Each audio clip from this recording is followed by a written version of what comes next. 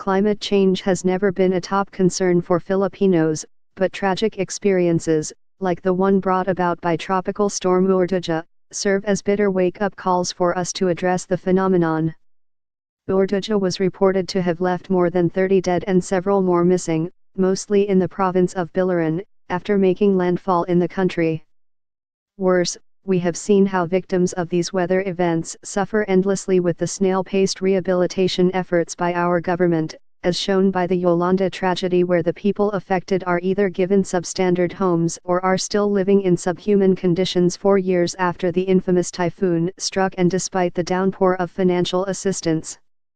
The paper entitled, Blameless in Stratosphere, Carbon Footprint, Manufacturing Growth and the Fuel Mix Debate in the Philippines, presented in a Stratbase ADR Institute roundtable discussion, is able to put in context the Philippines' contribution to climate change.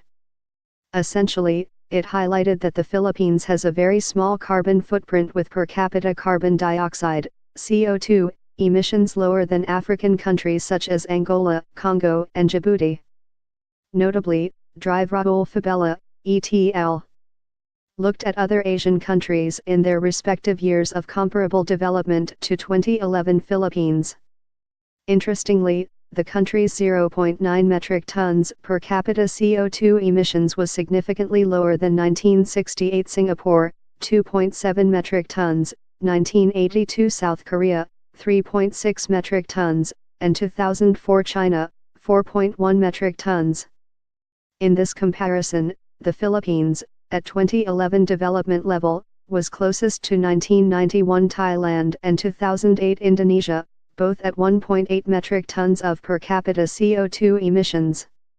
With such a small carbon footprint, the Philippines is said to have remarkably outweighed its CO2 emissions share by its renewables share from 1990 to 2014.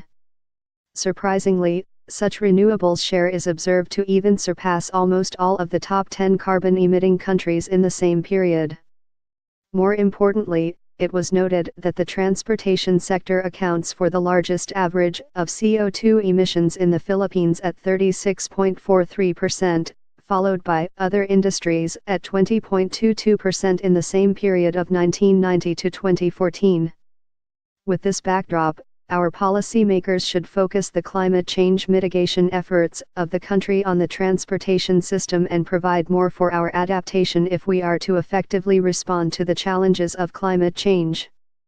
The fact that the traffic situation is still worsening in almost all urban centers of the Philippines should provide urgency, as vehicles stuck on the roads for longer periods equates to more burning of fossil fuel, not to mention the dire public health implications. In addition, the handful rail transits we have in this country are not expanding, but in fact deteriorating.